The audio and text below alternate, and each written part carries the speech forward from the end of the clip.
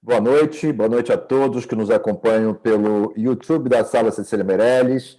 Essa é a série Conversa na Sala e hoje nós temos a grande alegria de receber o grande nome da dança clássica brasileira, Ana Botafogo, aqui conosco para falarmos sobre dança e música.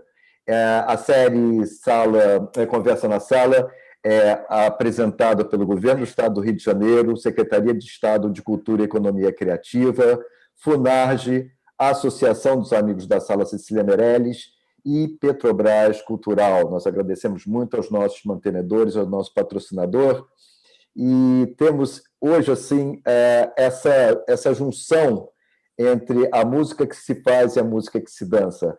Boa noite, bem-vinda, Ana Botafogo. Boa noite, maestro, muito obrigada, muito feliz de estar aqui hoje nesse papo, né, que tem tudo a ver, música e dança, dança e música, então muito feliz de estar nessa sala que tem feito tantas conversas interessantes e desafiadoras que eu tenho assistido. Então, eu começo a falar em desafio te perguntando sobre essa sua relação com a música. Ela precede ou ela veio depois da sua relação com a dança? Não, na realidade ela até precede, porque o meu encontro com a arte ou com a música foi exatamente num conservatório musical, perto da minha casa, onde eu fui ter as primeiras noções musicais. Era uma bandinha, né, para crianças, onde a gente aprendia ritmos, tocava vários pequenos instrumentos, né, de percussão, de triângulo, chocalho, pauzinho, e não me lembro mais o que tinha, mas enfim, ali começou realmente, meus pais nos levaram, eu e meu irmão, para termos essas primeiras noções de música. E claro que a gente gostava muito, era muito intensa, as aulas eram intensas, a gente adorava, era a nossa grande diversão também, né, ir para a aula de música. E nesse conservatório de música, as aulas de balé começaram. E com uma bailarina do Teatro Municipal do Rio de Janeiro, que era a Luciana Bogdanich, e minha mãe, como sempre, gostou muito de dança e já tinha aprendido balé também, me colocou também.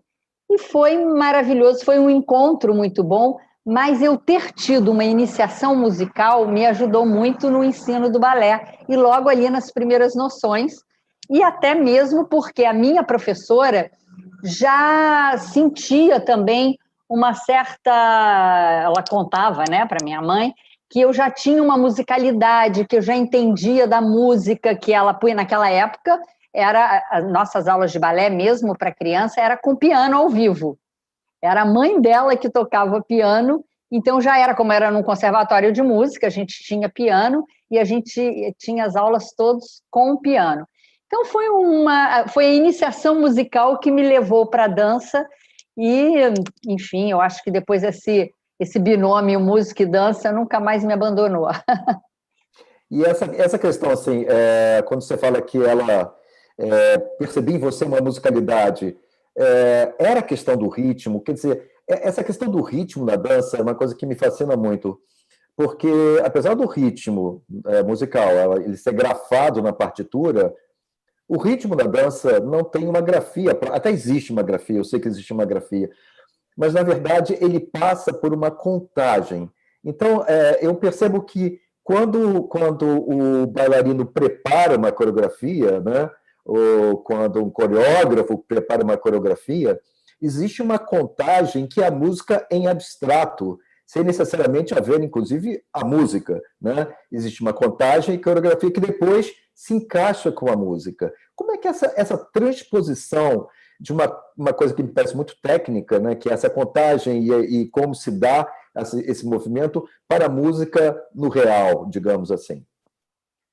Bom, aí tem muitas questões, né? Realmente o ritmo é muito importante, a música é importantíssima para o bailarino, e dançar na música é a gente poder sentir essa música e transformar essa música através dos nossos movimentos. Então, nós temos sim o ritmo da música, e quando a gente começa a ensaiar um balé novo, por exemplo, é nesse ritmo que a gente coloca os passos. Então, você até falou, existe sim uma partitura, existe uma escrita, existem algumas escritas de dança, né, ao longo do tempo, e hoje em dia tem uma escrita que é feita em cima da pauta musical, que é impressionante. Quer dizer, eu não sei ler, né, precisa ter especialistas para isso, que é a técnica Benesch de escrita, mas é assim, muito preciso, e é em cima da pauta musical. Então, é em cima de cada nota, tem cada movimento de braço, de cabeça, de olhar. Essa escrita, que se chama coreologia, é muito preciso. Bom, então, voltando para os passos. A gente, quando aprende uma coreografia, ou quando o coreógrafo começa a criar uma coreografia, ele, em geral, ele cria os passos em cima das notas musicais, né? Em cima daquele compasso musical que ele tem, e vai pontuando tudo. E no início, a gente ensaia muito, técnica. Então, técnica, repetição, igual vocês, músicos, que devem repetir ali aquelas escalas milhões de vezes, e repetir, e faz, quem é pianista, quem é violinista, não sei, repete, e aquilo, às vezes, sem emoção, né? É técnica, é treino e é repetição. O bailarino precisa dessa repetição. A gente repete o mesmo exercício, a gente repete o mesmo passo, uma variação de 1 minuto, que depois eu posso te contar como é isso, as variações clássicas dos grandes balés clássicos, às vezes elas levam 1 minuto e 10 segundos, né, dos grandes balés, que já é muito, né? Aí a bailarina vai lá, agradece, depois o balé continua. Para a gente ensaiar uma variação de 1 minuto, às vezes a gente ensaia meia hora, 1 hora, a mesma variação. A gente repete, respira um pouco. Às vezes o ensaiador não faz a gente parar, a gente é preciso, isso é um treinamento, né, um treinamento de fôlego, repetir, acabou, vai de novo, vai lá para o começo, recomeça. Às vezes a gente passa 3 vezes, 4 vezes seguidas. Claro que as últimas vezes a gente já está muito exaurida, mas é através disso, desse treinamento e quase dessa exaustão, é que a gente consegue progredir no fôlego, que a gente consegue uma técnica, ultrapassar aquele limite técnico que a gente estava precisando. Então, o treinamento e a repetição é muito importante, e eu acredito que na música deva ser a mesma, depois você conta para a gente. Mas, então, assim, voltando a falar, então nós temos os passos, a gente começa a ensaiar. Eu, pelo menos, sempre quando aprendo um balé, quando sempre começava a aprender um balé, eu começava técnica, passos, aprender a coreografia, porque isso leva um tempo. As pessoas até perguntam, como que vocês decoram um balé, 2 atos, 3 atos? É possível, porque a gente repete muito, a gente ensaia muito. É quase que inadmissível para um profissional esquecer a coreografia. Sim, brancos existem? Podem existir, mas não devem. Num profissional, jamais, porque a gente ensaia muito para jamais acontecer um branco, sabe? Branco não pode. A gente pode ter problemas técnicos, escorregões, mas branco a gente precisa estar muito focado, a gente precisa estar... Pode acontecer se o profissional não está concentrado no que ele está fazendo, mas assim, a gente não deve admitir isso. Então eu começo primeiro a aprender muito tecnicamente, sem emoção, só até eu conseguir encaixar todos os passos dentro da música, dentro da métrica, dentro dos acentos musicais que o coreógrafo quer, que isso é muito importante. Há alguns acentos, e o bailarino, ele não tem liberdade para mudar. Então, vou explicar isso também, tem 2 maneiras.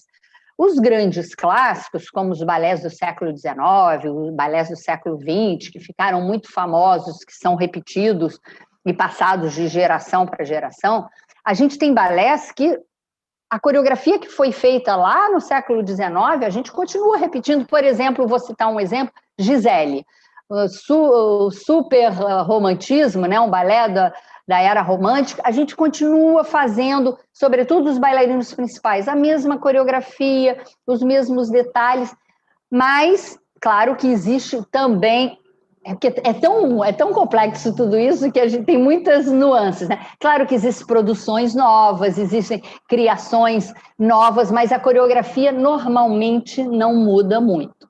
Bom, mas eu estava falando de aprender, eu estou abrindo tanto o leque que eu estou me perdendo. Pode, Então, aprender pode. passos.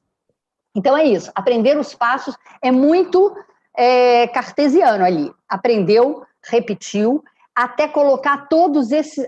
eu estava falando sobre criar ou não criar. Depois me lembra para a gente falar disso um pouco mais adiante. Uhum. Então, nos grandes clássicos, o bailarino não pode criar. Ele pode, sim, colocar um pouquinho do seu pessoal, mas tem certos personagens que a gente não pode ousar tanto, como uma Julieta de Shakespeare, uma Gisele que tem detalhes. Agora, outros personagens, e sobretudo coreografias criadas hoje, claro que a gente tem uma liberdade muito maior, inclusive o intérprete com o coreógrafo.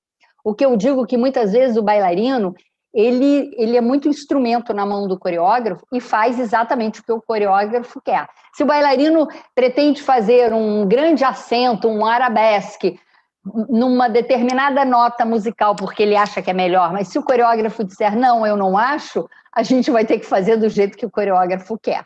Então, é isso que eu chamo que a gente não tem tanto essa liberdade. Nas coreografias contemporâneas ou criadas hoje em dia para a gente, eu mesma tive muitas coreografias criadas para mim, com grandes coreógrafos aqui nossos, brasileiros, não só no Teatro Municipal, mas fora do Teatro Municipal. Claro que aí a gente tem uma outra liberdade, não só de conversa, e ele também vai burilando e achando aquilo que fica melhor. E claro que é um prazer quando a gente trabalha com coreógrafos que são extremamente musicais. E a gente tem isso, porque assim, tem coreógrafos que fazem ali bonitinho, mas às vezes a gente não sente que ele sente tanto a música, ou que ele conhece tanto essa música. E quando a criação é feita com um coreógrafo que conhece perfeitamente a música, e claro, aqueles coreógrafos que têm uma formação musical, faz toda a diferença. Faz muita diferença. E, aliás, falar para os jovens, a gente deve ter jovens aqui nos assistindo, e jovens bailarinas e bailarinos, dizer que é muito importante uma formação musical. Eu tive esse comecinho, mas eu acho que é muito importante quando a gente, já na adolescência, tem essa possibilidade de unir, nós bailarinos, né? De unir um pouco do conhecimento musical, que isso vai nos ajudar para o resto de nossas vidas. E outro dia eu entrei numa aula da Escola Bolshoi. Exatamente, eles falavam sobre a importância da música na aula de balé.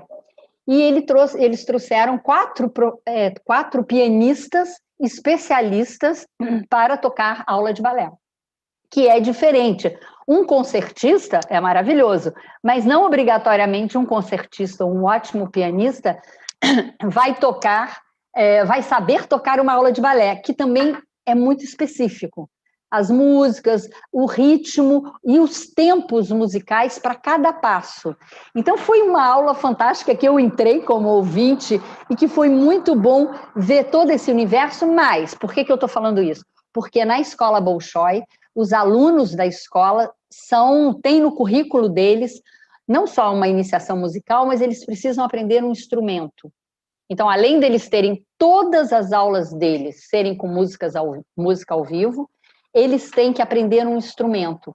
Então, eles saem com conhecimento musical, esses bailarinos, né, se formam com 17, 18 anos, com conhecimento musical fantástico, aliado à dança. Bom, falei muito, já me atropelei, já não sei se eu respondi tudo. Não, foi maravilhoso. Volta lá um pouquinho, que aí eu vou lembrando. Não, pois é, não, eu acho que não, é isso, né? Essa necessidade dessa junção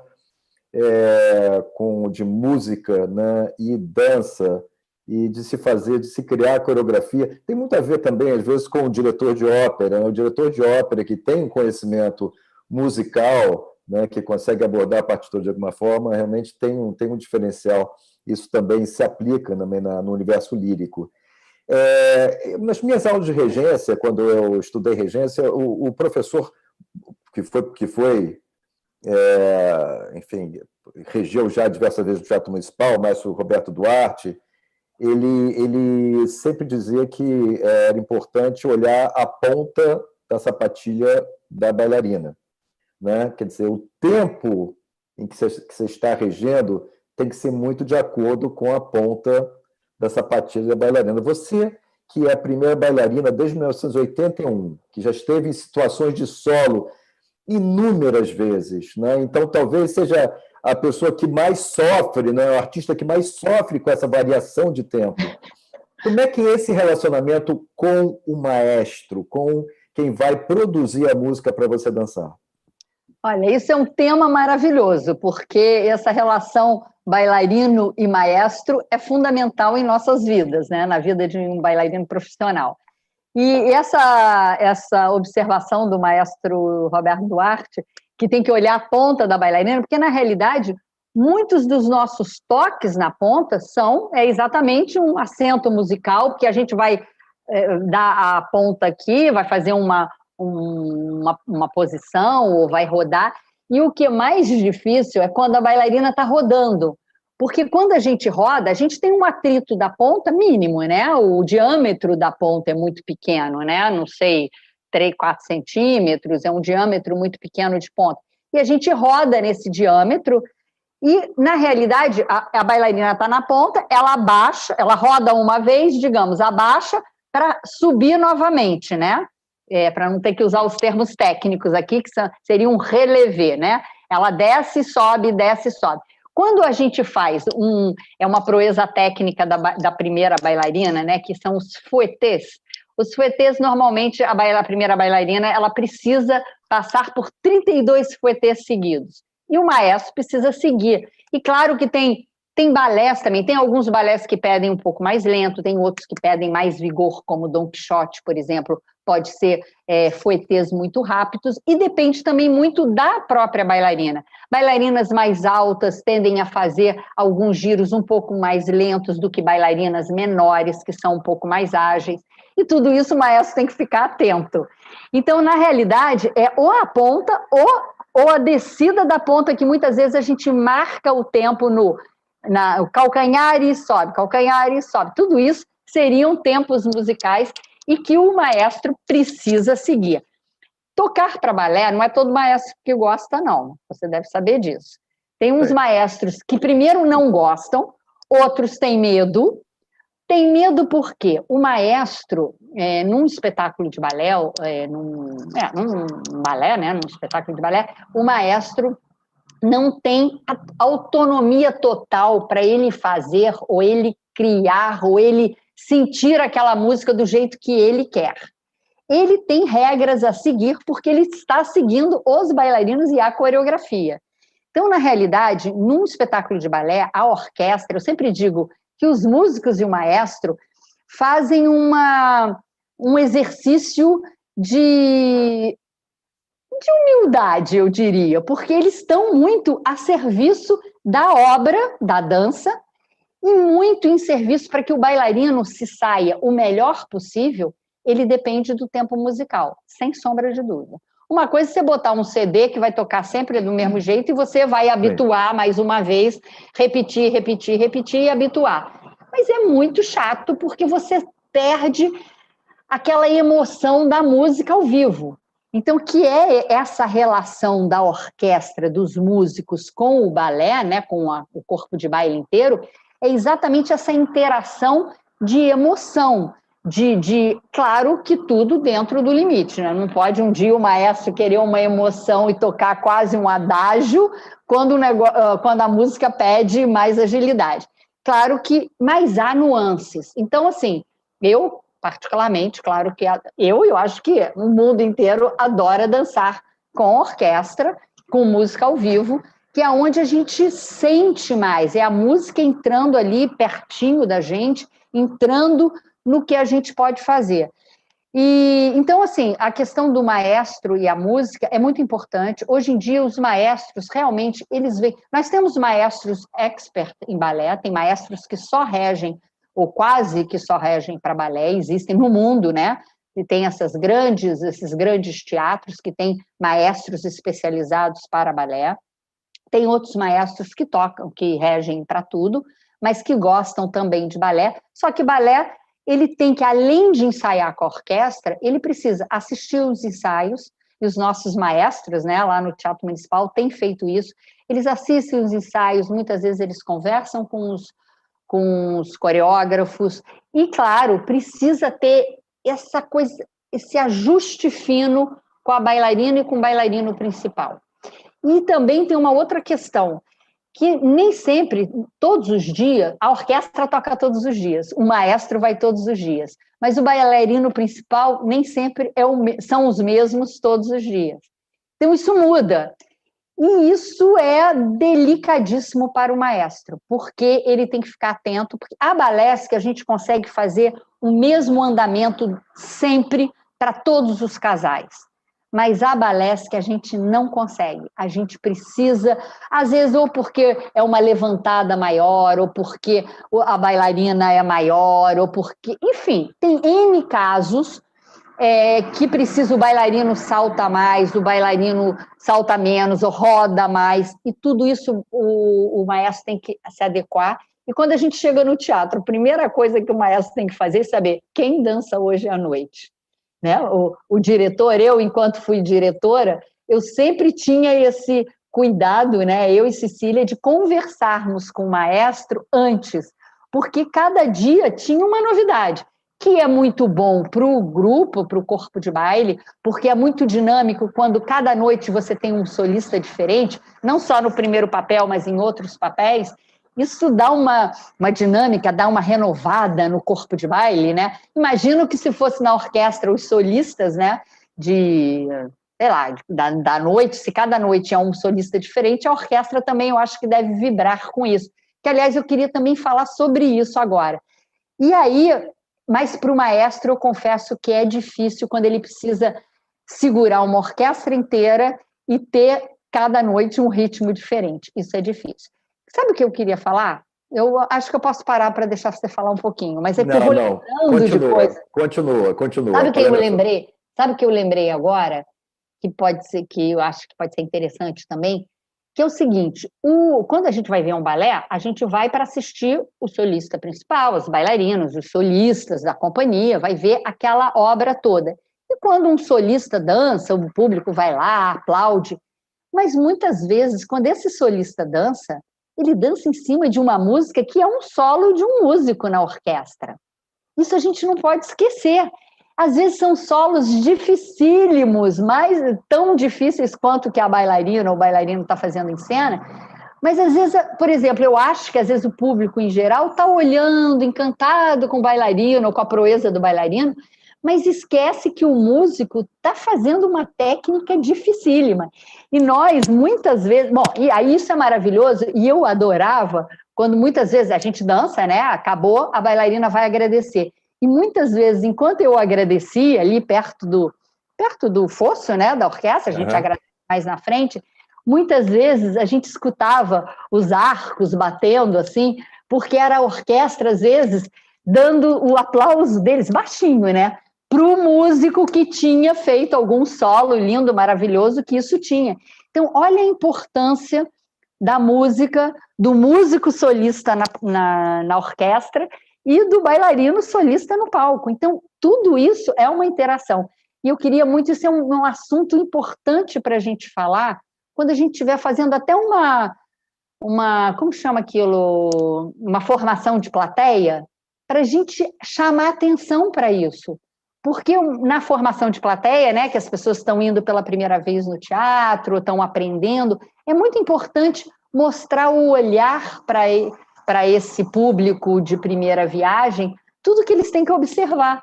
E porque eu digo assim, é um ato de humildade que os músicos e o maestro estão, de vez em quando, no fosso, né, enquanto o balé está acontecendo lá em cima. Mas essa é a função do músico, né? Ele toca para ópera, para balé e para concerto. Então, eles trabalham muito, muito mesmo. Mas é o lado fascinante de um teatro de ópera, balé e concerto, como o Teatro Municipal do Rio de Janeiro e outros teatros semelhantes, né? e talvez as pessoas não se deem conta dessa grande máquina artística, essa grande linha de produção que começa, às vezes, com a concepção de uma ideia artística e aquilo depois passa para os coreógrafos, os cenógrafos, depois os diretores, depois aos artistas, e quando aquilo sobe ao palco, existem, às vezes, uma centena de artistas envolvidos ali, expostos, mas existe outra centena ou outras centenas de artistas e profissionais que participaram ativamente desse processo e que não estão expostos, né? Que não estão expostos. E que, assim, para isso acontecer, as pessoas não imaginam. As pessoas acham que chega o músico, chega o bailarino, e que é rapidinho, ensaia e acontece. Isso talvez seja o grande fascínio da vida de um teatro de ópera pleno, né? E balé e concerto, seja exatamente a possibilidade dessa interação entre todos esses diferentes saberes, porque isso envolve desde a pessoa que está lá responsável pela contabilidade, né? O outro que vai buscar recursos, até aquele que vai buscar a partitura, aquele que vai buscar... Exato. Até a primeira bailarina que brilha no palco. Quer dizer, existe toda esse grande universo, e parafraseando o nosso poeta Vinícius de Moraes, é a arte do encontro, né? É a arte do encontro, apesar de haver tanto desencontro pela vida. Então, por isso que eu tenho muita certeza de que, quando passar essa pandemia, apesar de as lives e as transmissões permanecerem, nós teremos de volta os concertos e os balés e as óperas presenciais. Mas nós temos aqui conosco... Eu tenho certeza também, desculpa interromper, mas isso eu acho também que, por mais que a gente tenha tudo presencial, que a gente possa ver, que a gente veja até ao vivo de grandes teatros, concertos ou balés acontecendo, claro que é ótimo, a gente meio que nos acostumamos, né? Nós nos acostumamos nesse momento, mas eu acho que o presencial... Outro dia uma jornalista me perguntou, você acha que as pessoas ainda vão querer ir ao teatro? Eu falei, vão. Porque é muito diferente a gente chegar num teatro e ouvir um concerto, ou ver um balé ao vivo faz diferença. E esse fim de semana, agora o próximo sábado e domingo, em São Paulo vai ter um balé, vai ter Quebra-Nozes, segundo ato de Quebra-Nozes com a companhia de dança Cisne Negro. E eles vão fazer ao vivo e com um pouco de público. E eu contava exatamente para essa jornalista isso. Está praticamente esgotado os 2 dias. Claro que o teatro não está cheio, porque não pode encher nesse momento, mas todos os ingressos disponíveis já tinham praticamente se esgotado. Isso há 2 dias atrás, parece. Então, assim, as pessoas querem sim ver ao vivo. A gente ainda pode ver muito online, mas as pessoas sabem a importância da arte ao vivo. Aqui, assim, ó, a pele, o arrepio é diferente. Não, sem dúvida. A energia é outra. Nós aqui na Sala Celemés estamos fazendo essas transmissões pela sala digital, a série, mas a intenção é que realmente nós possamos, em breve, ter de volta o nosso público. Eu queria dizer às pessoas que estão nos assistindo pelo YouTube que as perguntas podem ser feitas aqui pelo chat, e eu passo aqui para Ana Botafogo. Ana, me fala um pouquinho sobre sua preferência de repertório. Repertório russo ou repertório francês? Quebra-Nozes ou Gisele?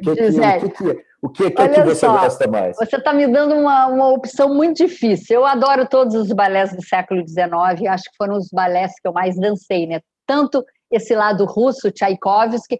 Aliás, Tchaikovsky é o meu compositor favorito. Não só para dançar, mas também para ouvir, já ouvi cada música de Tchaikovsky, é sempre uma ebulição de emoções, e é um rebuliço lá dentro de mim. Adoro as músicas de Tchaikovsky, e dancei grandes balés com as músicas de Tchaikovsky. Mas eu confesso que eu tenho um xodó muito grande pelos balés românticos, né? E da era Petipa, que é Gisele, que é La Sylphide, que é que mais? Bom, Copélia, outros balés, né? Léo Delibes, outros balés. Eu gosto desses grandes clássicos. Para dizer a verdade, eu gosto de balés que eu tenho uma personagem para interpretar. Então, eu sempre fui muito de interpretar. Eu gosto de unir a dança, mas com interpretação. Então, esses são os balés que eu mais me encantei. Claro que dancei balés contemporâneos, balés sem enredo, balés abstratos, mas eu gosto mais de quando eu posso interpretar. Agora, claro que quando são balés abstratos, a gente está muito mais ligada à música, já que a gente está falando de música, aí são as intenções de cada música, o coreógrafo busca a intenção do próprio compositor de transmitir através da coreografia. Então, é sempre fascinante, mas eu prefiro os balés do século XIX. Quer dizer, eu tenho balés também que foram criados no século XX, mas eu gosto de balés de enredo. E a questão do balé brasileiro, né? Os balés brasileiros. Quando eu dirigi o Teatro Municipal, eu tive a felicidade de trabalhar com você, você estava como diretora do Aliás, eu preciso falar sobre isso. Eu estava esperando um momento para dizer que, enfim, não só é um prazer estar aqui hoje nessa live, mas também para dizer que foram momentos muito importantes para o nosso Teatro Municipal, quando o Ripper foi nosso diretor do teatro, e ele teve a ousadia de acabar me chamando, eu e Cecília Kersh, para dirigirmos o balé, e que, na realidade, ele pregou uma peça, ele nos chamou para que a gente indicasse pessoas, e no meio da conversa a gente acabou saindo diretoras de lá. Ele nos convenceu. Mas foram momentos, Ripper, queria falar isso para você, muito importantes, não só para o balé, mas para nós, enquanto bailarinas e diretoras, porque a gente teve esse momento muito de encontro, como você falou. É um encontro das artes, um encontro, porque era a música e a dança, a gente buscando exatamente esse momento, o que poderíamos fazer de melhor para o nosso teatro. Então, eu tenho certeza que Cecília, não sei se Cecília hoje pode estar aí, tenho certeza que Cecília também partilha isso comigo, desse momento da gente poder estar com um artista, com um compositor, discutindo o que a gente colocaria em cena e o que a gente podia fazer naquela época. E pudemos, então agora vamos entrar no que você quer, podemos criar esse momento aí que foi a trilogia amazônica. Pois na verdade, isso foi uma ideia do maestro André Cardoso, que está nos assistindo aqui. Mandou um abraço para você. Oi, André. Prazer também. André era o diretor artístico, enquanto eu estava na presidência do teatro, e ele propôs esse projeto, que foi um projeto que a gente realizou com muita alegria, que é a trilogia amazônica, três balés do Villa-Lobos, na concepção de 3 coreógrafos brasileiros. Eu estava esperando para a gente falar isso, para dizer que esses 3 coreógrafos eram 3 coreógrafos que eram muito musicais. E isso era uma coisa, eu lembrei disso na hora que eu falei sobre coreógrafos serem musicais, isso faz toda a diferença. E a música de Villa-Lobos também nem sempre é tão simples assim, né? Para coreografar. E eles foram 3 coreógrafos que eu gostaria de falar, a Daniela Cardim, o Marcelo Gomes e o Luiz Fernando Bongiovanni, e foi um grande trabalho. A Daniela ficou com Irapuru, o Bongiovanni ficou com Erosão e o Marcelo ficou com Alvorecer, essas 3 obras do Villa. Quer dizer, como é que foi? Quer dizer, a partir de uma concepção, o balé do Teatro Municipal, ele basicamente é um balé clássico, né? Ele, a partir da característica do balé do Teatro Municipal do Rio de Janeiro, criar uma coreografia, um espetáculo completamente novo, né, em cima de um compositor maravilhoso como o Villa-Lobos. Como é que... Me fala um pouquinho dessa... Esse eu acho que trabalho que o resultado eu posso constatar que foi maravilhoso, mas assim, do ponto de vista seu, como diretora do balé, junto com Cecília, Como foi esse processo de criação? Olha, o processo de criação foi um processo de criação de cada coreógrafo. Estávamos num momento que a gente estava só remontando balés, então sempre é muito bom quando a gente tem criação, sobretudo criação para a própria companhia. E esse foi o desafio, e a nossa ideia era não só coreografar Vila Lobos, que foi essa ideia maravilhosa do maestro André Cardoso, mas trazer coreógrafos brasileiros. Trouxemos até coreógrafos brasileiros que não estavam nem morando aqui no momento no Brasil, mas que não só tinham interesse, queriam muito coreografar para a nossa maior companhia, que era o Balé do Teatro Municipal, e eles vieram e tiveram processos de trabalho, cada um o seu processo de trabalho, porque ali era a trilogia amazônica, a gente não tinha uma sequência, cada um fez a sua história, e cada um trabalhou também, foram meses de trabalho, parece às vezes que porque primeiro veio um coreógrafo, a gente quis também dividir um pouco a companhia, a gente queria primeiro dar bailarinos diferentes para todos, mas chega uma hora que a gente não consegue, sempre tem alguns bailarinos que dançam mais de um balé, mas o processo foi muito interessante porque cada coreógrafo veio num momento diferente, para começar essa busca da coreografia. Porque quando a gente busca, quando é uma coreografia nova, o coreógrafo precisa chegar. Há coreógrafos diferentes que já chegam com coreografia pronta, e é isso que eu quero, e cada um, e o bailarino que se vire. Mas não foi o que aconteceu, que é o que nos dá mais prazer ao bailarino, que é quando o coreógrafo chega e vai criando para aqueles corpos, para aqueles bailarinos, e vai unindo a música, a coreografia e o bailarino que ele tem em frente. Então, os três trabalharam assim, foi muito interessante todo o trabalho. Claro que cada um tem a sua maneira de trabalhar, e os bailarinos foram montando, e algumas coreografias foram sendo montadas um pouco antes, né? Até que cada período chegou um coreógrafo, e depois, no último mês, a gente aí teve que trabalhar com todos os coreógrafos já presentes aqui no Rio de Janeiro. Acho que foi um prazer muito grande para os bailarinos, né? Eles comentavam na época, porque era desafiador, assim, as coreografias eram desafiadoras e eram criações. Cada um sentia que o coreógrafo criava para si. Então, eu acho que foi um momento muito feliz, e sempre eu acho que dentro de uma companhia, como é o caso da nossa companhia, é muito importante, claro, a nossa companhia é responsável por grandes remontagens dos grandes clássicos, século XIX, século XX, precisamos fazer isso periodicamente, porque a juventude que chega aí precisa conhecer os grandes clássicos, mas é muito importante que se crie a cada momento, a cada ano, que tenha criação para a companhia, porque só assim. Primeiro, a arte é dinâmica, a arte é viva, e a gente precisa desses novos momentos. E para os bailarinos é muito importante, porque isso faz o bailarino se desenvolver enquanto artista. Então, também, eu acho que ter coreografias são muito importantes. E ter os nossos brasileiros, e ter, claro, um Vila Lobos, a gente não pode abrir mão. E já tivemos, ao longo da história do balé, do Teatro Municipal, muitos coreógrafos, muitos compositores brasileiros também coreografando para o balé. Alguns ficaram mais, outros menos. Eu mesmo dancei alguns balés.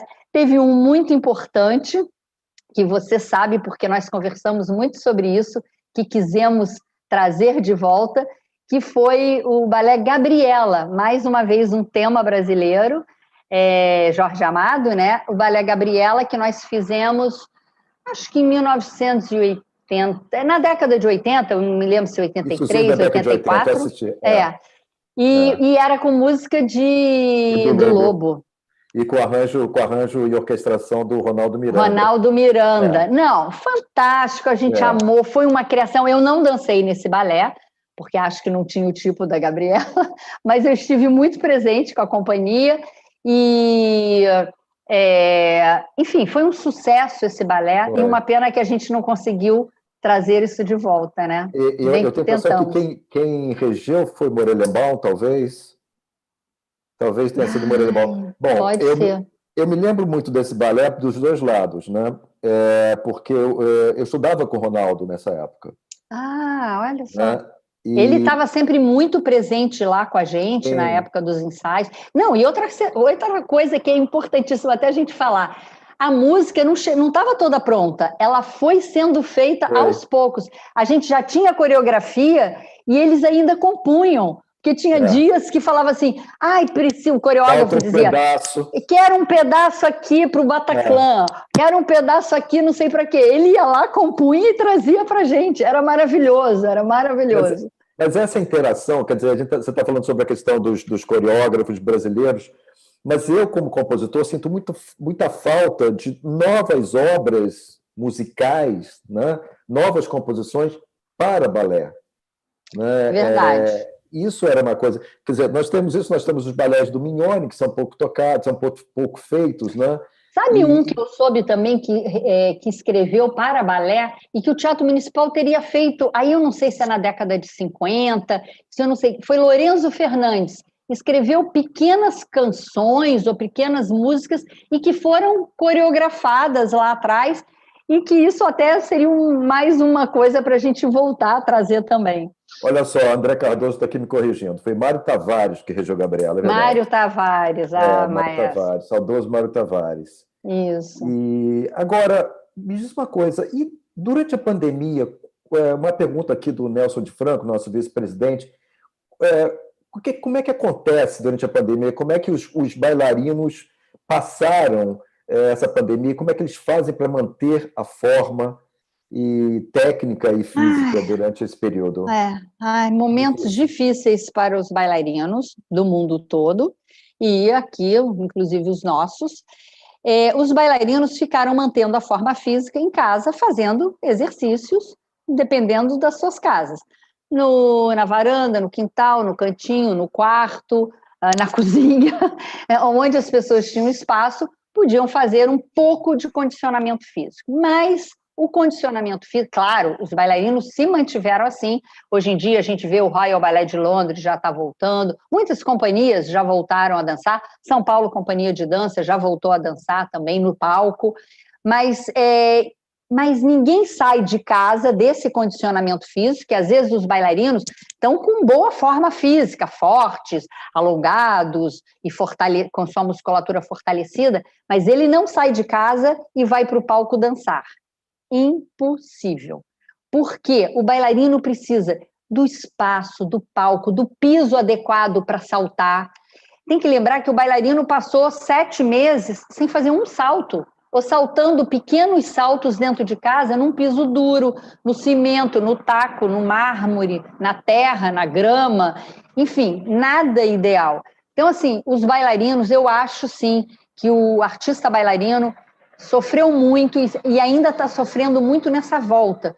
Porque eu falo, um músico pode ficar em casa ensaiando, chega para um ensaio de orquestra, ele pode tocar porque ele treinou tecnicamente. O bailarino não consegue treinar o fôlego, o salto, a distância, o seu espaço.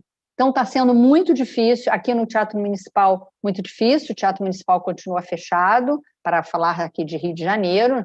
Vocês sabem que a gente tem um teatro enorme, grande, e, além de tudo, temos um teatro com muitos artistas e funcionários. Então, tudo isso complica um pouco para essa volta pós-pandemia. Ainda não sei quando vamos voltar. Mas os bailarinos, certamente, sentindo muito essa volta, estão começando agora algumas companhias, não aqui ainda no Rio de Janeiro, mas voltando primeiro com bastante distância. Agora, por exemplo, já vamos ter esse quebra-nozes em São Paulo. Os bailarinos já dançaram em palcos, primeiro só 1, 2 ou 3 bailarinos, para que eles pudessem, pouco a pouco, juntando um pouco mais de bailarinos. Claro que fazendo exames e com... Agora, eles ensaiam de máscara, mas vão dançar sem máscara. Não dá para dançar. E a questão do afastamento social, como é que resolve isso na coreografia? Bom, lá em São Paulo, eu até não sei te dizer porque a companhia, eles foram testando e foram ensaiando. Sim. Não sei exatamente como. Aqui no Rio de Janeiro, por exemplo, nós fizemos algumas filmagens de coreografias feitas online, e os bailarinos, vai ser lançado até pelo Teatro Municipal agora, os bailarinos agora foram para fora de casa para filmar.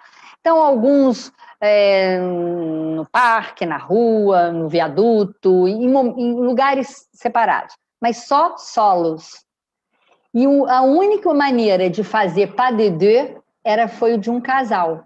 Então, nós temos um casal de bailarinos que convivem, que moram juntos, então eles puderam fazer pas de deux. Porque ainda tem isso, o bailarino, balé, dança, tem que pegar, tem que estar perto, tem que se expressar, isso é muito difícil. Agora, as companhias onde não tem casais, eu acho que eles estão testando o tempo todo. E para poder se aproximar, é a única maneira. E eu acho que o artista tem que ser corajoso também para se deixar aproximar. Tem muitas questões aí. Com a dança é bem difícil. E a gente não pode viver dançando só solo, né? A vida toda assim, não. A gente precisa, a gente está sentindo essa falta. Eu vou estar perto até desse quebra-nós, estou tão feliz de poder ver bailarinos dançando ao vivo. Estou bem feliz, estou bem feliz.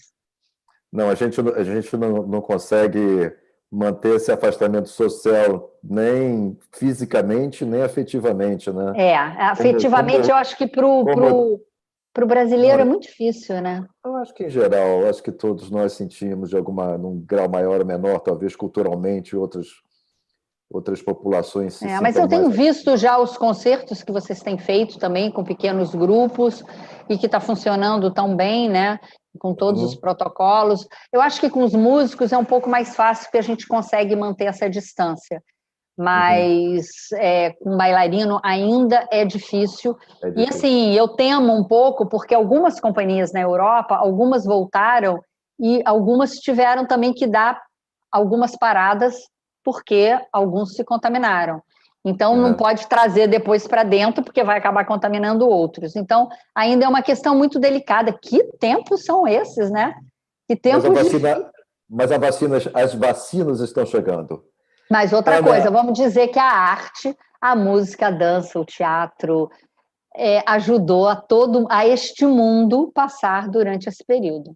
O que seria de nós, que fique registrado, o que seria de nós se não tivéssemos a arte para nos confortar e não tivéssemos também a tecnologia, né? Porque vamos conversar que há 20 anos atrás teria sido muito difícil. Muito difícil. Ana, Leila Maciel, querida Leila Maciel, pede para você contar para a gente como será o Municipal de Portas Abertas. De Portas Abertas? Não é essa série que a gente vai fazer agora? É isso que eu estou falando. Sim, A série, porque eu já estou pensando, já estou querendo que o Municipal abra as portas, né? E que venham todos para cá. Não, Municipal de Portas Abertas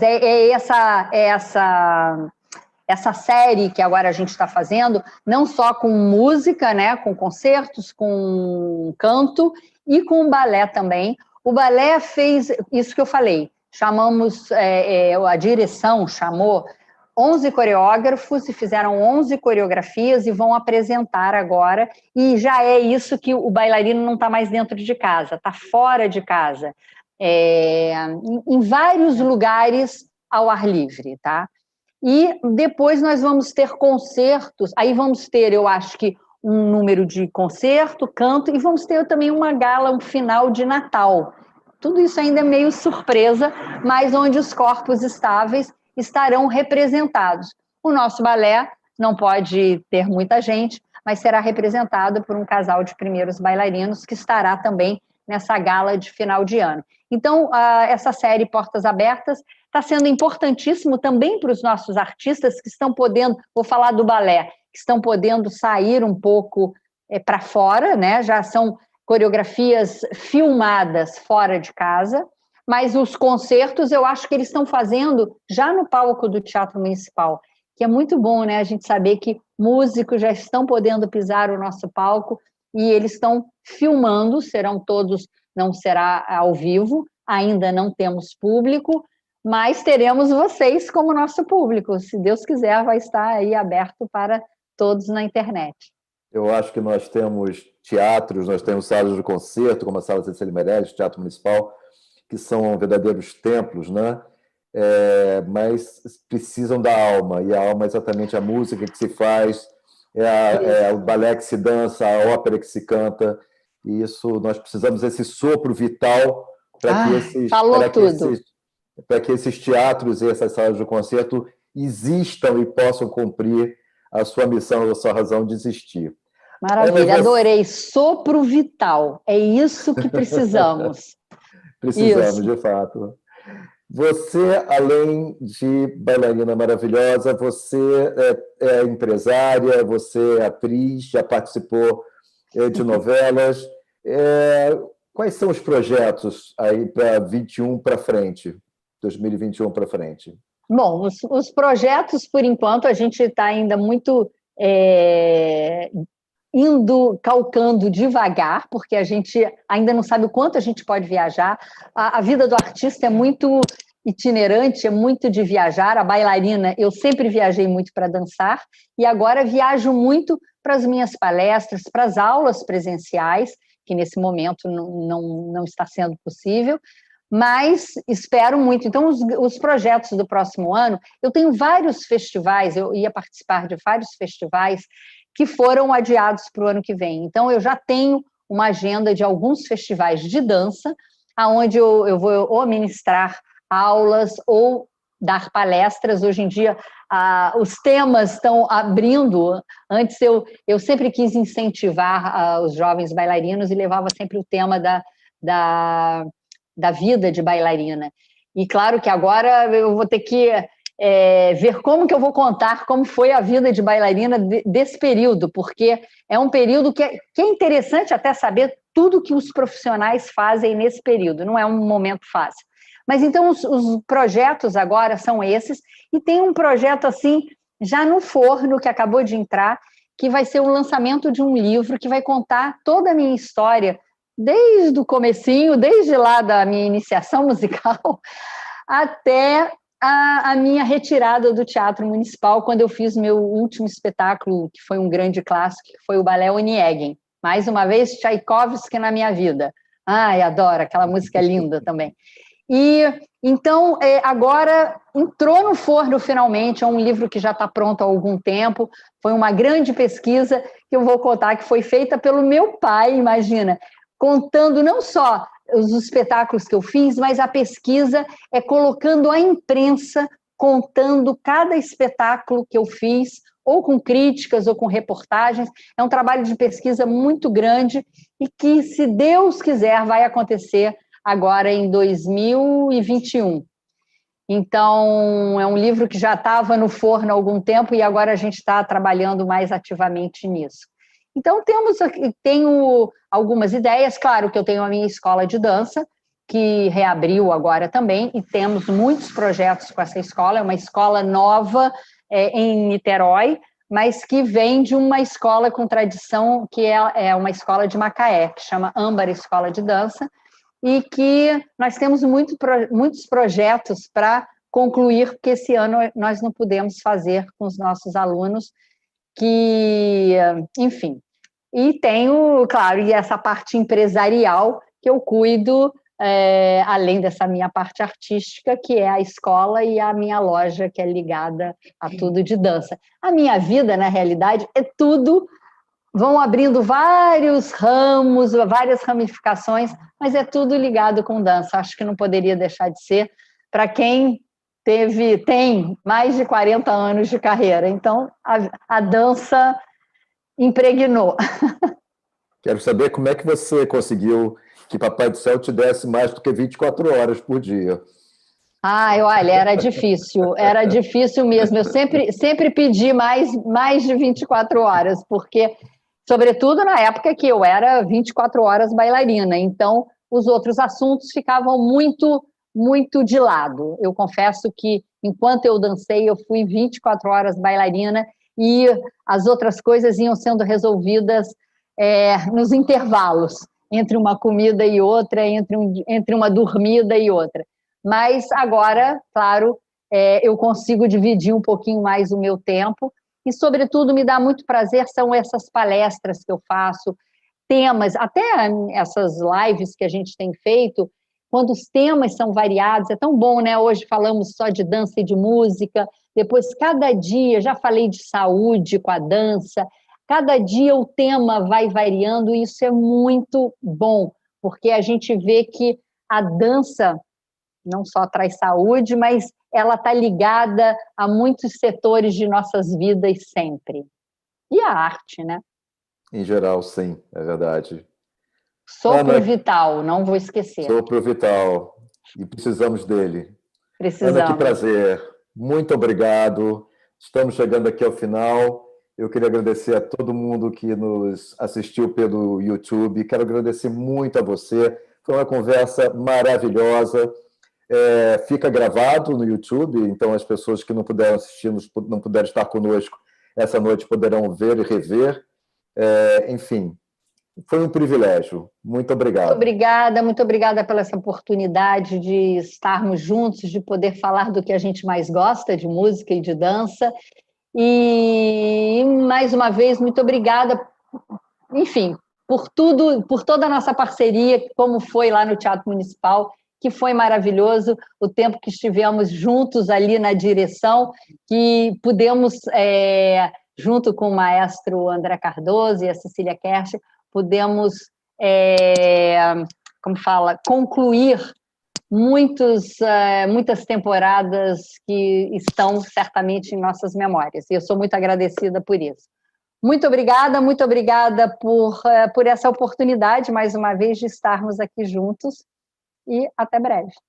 Até breve, boa noite a todos que estão aqui conosco. Obrigado mais uma vez, Ana, e que nós tenhamos renovadas oportunidades de trabalharmos juntos. Foi um prazer.